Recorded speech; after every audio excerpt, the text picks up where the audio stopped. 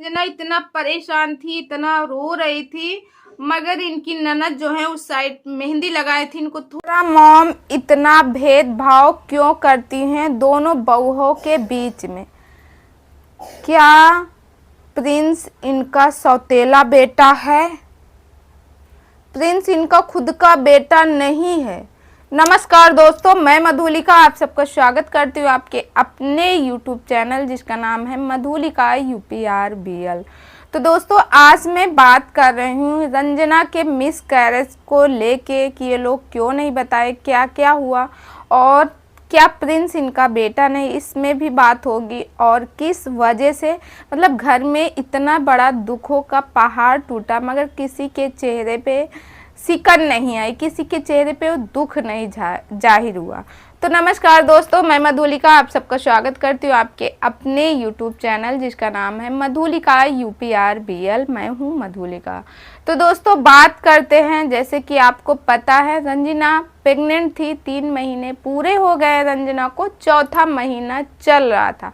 मगर इनके घर के किसी भी सदस्य भाई, क्योंकि ये डेली ब्लॉगिंग करते हैं, ये लोग डेली ब्लॉग डालते हैं, मगर किसी भी सदस्य ने इनके घर के किसी भी सदस्य ने ये नहीं बताया कि रंजना प्रेग्नेंट है। किसी भी सदस्य ने थोड़ी सी भनक भी नहीं लगने दी। आखिर क्यों? क्या अप्सरा आंटी रंजना को प्यार नहीं करती? क्या प्रिंस इनका खुद का बेटा नहीं है?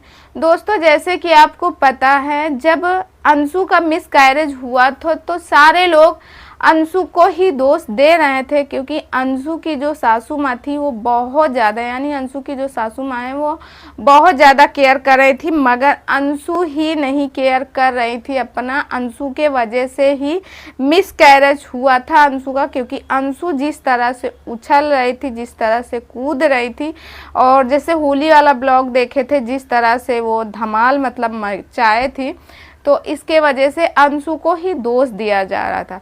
मगर दोस्तों कहते हैं ना, रिएक्शन चैनल वालों की आँख ही बड़ी होती है रिएक्शन देने वालों को। भाई जब ये डेली ब्लॉग बनाते थे, डेली इनका रूटीन आता था, मगर इन लोगों के सबको ये शक हो रहा था कि रंजना प्रेग्नेंट है।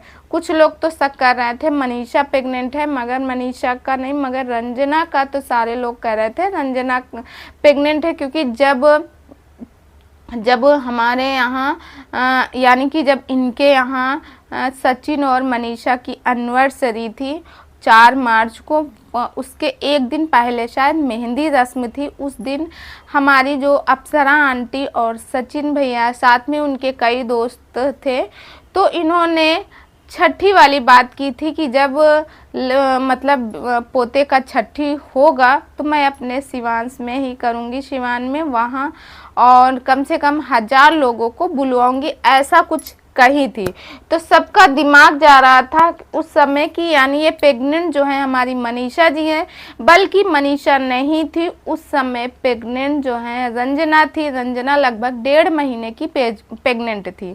फिर उसके बाद दोस्तों जैसे कि आपको पता है आंटी जी जब वहाँ थी तो आंटी जी रोक रही थी प्रिंस और रंजना को शिमला जाने के लिए, मगर प्रिंस नहीं माना, रंजना को लेके शिमला गया, अपनी मम्मी से लड़ाई की।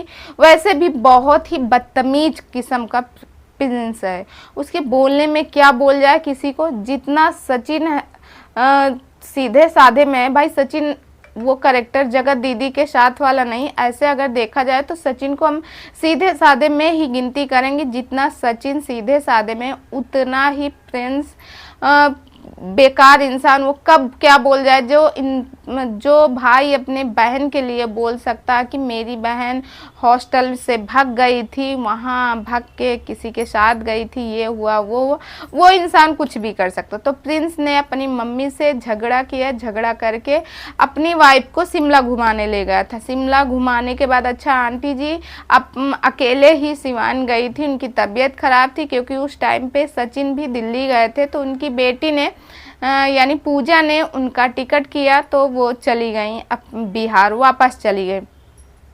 फिर उसके बाद दोस्तों जब ये 1.5 महीने के प्रेग्नेंट थी उस समय देखो कहते हैं स्टार्टिंग के 3-4 महीने बहुत ज़्यादा ध्यान दिया जाता है, बहुत ज़्यादा केयर की जाती है। अगर कोई लेडीज़ प्रेग्नेंट है, मैं भी भाई प्रेग्नेंट हुई थी, तो अगर कोई लेडीज़ प्रेग्नेंट होती है तो उसका केयर बहुत ज़्यादा किया जाता है, खाने से लेके, पीने से लेके, उसको लेटने, मतलब स्टार्टिंग के 4-5 महीने ज़्यादा ये सब मिसकैरेज होने के चांसेस ज़्यादा होते हैं।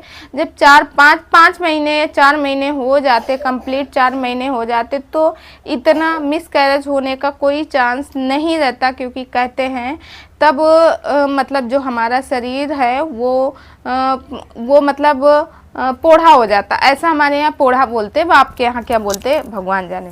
तो इसके लिए दोस्तों फिर इन लोगों में क्या हुआ कि ये जब वहाँ से घूम के आए, आंटी को पता चला, आंटी ने इनको डॉक्टर को दिखाया, फिर डॉक्टर को दिखाया और कई डॉक्टर को इन्होंने दिखाए, क्योंकि ये जिस तरह से आंटी जी बता रही थी, उनके बताने का है कि हमारे सिवान में यानी बिहार में जो अल्ट्रासाउंड तुरंत नहीं होता, बाकी इनका चेकअप वगैरह हुआ था, कुछ इनको ब्लड के इंजेक्शन लग रहे थे या किस चीज़ के बोल रहे महंगे महंगे, तो हो सकता है ब्लड वगैरह बढ़ाने के ही इंजेक्शन लगते हैं।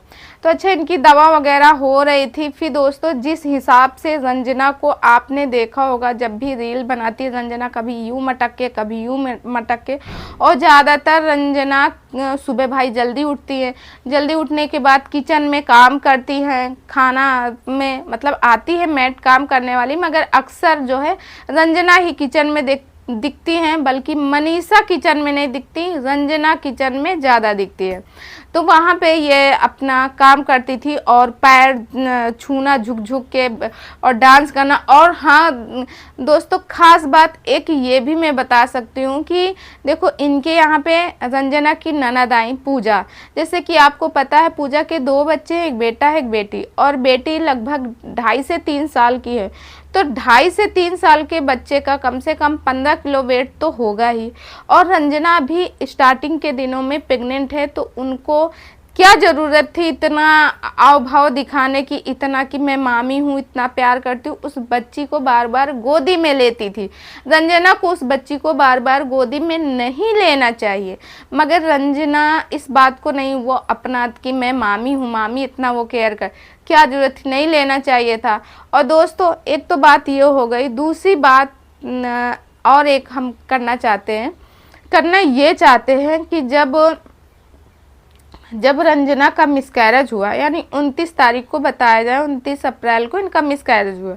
जब रंजना का 29 अप्रैल को मिसकैरेज हुआ, तो हमारी जो है पूजा यानी उनकी ननद बैठ के अपने हाथों में मेहंदी लगा रहे हैं और शायद बिरयानी वगैरह क्या मंगाई थी खाने के लिए और खा रही। और उधर मनीषा जो है चंडीगढ़ में जाके कपड़े ले रही, वहाँ खा पी रही। भाई नहीं करना चाहिए, जब आपको पता आपके घर में नन्हा मुन्ना मेहमान आने वाला, आपके देवरानी के साथ ऐसा कुछ हो गया, तो आपको क्यों करना चाहिए भाई। यहाँ दुखी होते लोग कि आप खुश। भाई मनीषा के चेहरे से लग रहा था थोड़ा सा भी दुखी नहीं, दुखी नाम को चीज़ ही नहीं है, मनीषा थोड़ा सा भी दुख नहीं थी। तो दोस्तों यहाँ पे एक बात और बोलेंगे कि जैसे कि आंटी जी का ब्लॉग आया, हम लोगों ने देखा, वो ब्लॉग में आंटी जी बता रही थी रंजना के प्रेगनेंसी को लेके। और हाँ दोस्तों, इनकी यहाँ एक कमी और है। देखो भाई, जब कोई लेडीज़ स्टार्टिंग के दिनों में प्रेग्नेंट होती है, तो उसको जो है अच्छा खाना खिलाया जाता है, हेल्दी खाना खिलाया जाता है, ताकि वो बच्चा जो है स्वस्थ हो और बच्चे पे ज़्यादा कुछ ना हो, और उस लेडीज़ को ज़्यादा सोने भी दिया जाता है। रंजना देर रात तक जगती थी और सुबह भाई 4 बजे उधर जग के अपना काम वाम जो भी करती थी। और दूसरी बात भाई, एक रिएक्शन चैनल वालों ने रंजना के पति को बहुत कुछ सुनाया, जिसकी वजह से रंजना को टेंशन भी था। इसके कारण भी मिसकैरेज के चांसेस बहुत ज़्यादा होते। देखो भाई, जब कोई पत्नी यानी कि जब कोई औरत प्रेग्नेंट होती है, तो उसको नींद भी फुल आनी चाहिए, नींद अच्छी लेनी चाहिए प्रेगनेंसी के टाइम पे। और दोस्तों यहाँ पे जब रंजना प्रेग्नेंट थी, मैंने कई वीडियो इनके देखे भाई आप लोग, क्योंकि ये लोग डेली ब्लॉगर हैं तो इनके चेहरे से और सब चीज़ से पता चल ही जाता। उस समय तो ये कंफर्म हो रहा था कि इनके यहाँ कोई खुशखबरी आने वाली है, या तो मनीषा के थ्रू या तो रंजना के थ्रू, क्योंकि इस बात का कंफर्म नहीं था कि मनीषा प्रेग्नेंट है या रंजना प्रेग्नेंट है, मगर ये पूरा सबको यकीन था कि इनके घर में कोई नया मेहमान आने वाला, नई खुशियाँ आने वाली। मगर तब भी रंजना को आपने देखा होगा, रंजना कभी चाउमीन खा रही, कभी मोमोज खा रही, कभी ये खा रही, कभी वो। अरे हेल्दी खाना चाहिए। मगर दोस्तों सब लोग दोष दे रहे हैं इसमें अप्सरा मॉम का कि इनकी वजह से आज इनकी बहू का बेटा नहीं रह गया। क्या आपको लगता है ऐसा कि अप्सरा आंटी की वजह से है, या फिर रंजना ने खुद जानबूझ के ऐसा कुछ किया? भाई जब तुम प्रेग्नेंट थी और उधर देख ली हो अंशु के साथ क्या हुआ था, तो कम से कम अपने कदम तो रोक के रखती। मानते हो कि बहुत अच्छे से डांस नहीं कर रही थी, मगर जिस तरह से ठुमके वगैरह लगा रही थी। अब कुछ लोग अपने प्रवचन देंगे कि गांव में तो खेतों में और लेडीजें काम करती, बड़ा बड़ा सब बोझा सिर पे लेके जाती, चारा पानी सब कुछ करती। तो दोस्तों एक बात यहाँ मैं कहना चाहती हूँ, सबकी बॉडी अलग अलग होती, सबके जो शरीर की क्षमता है वो अलग अलग होती है। कोई बारिश में 2-3-4 दिन भीगता रहेगा, उससे कोई फर्क नहीं होता। कोई अगर एक दिन भी भीग जाए तो उसे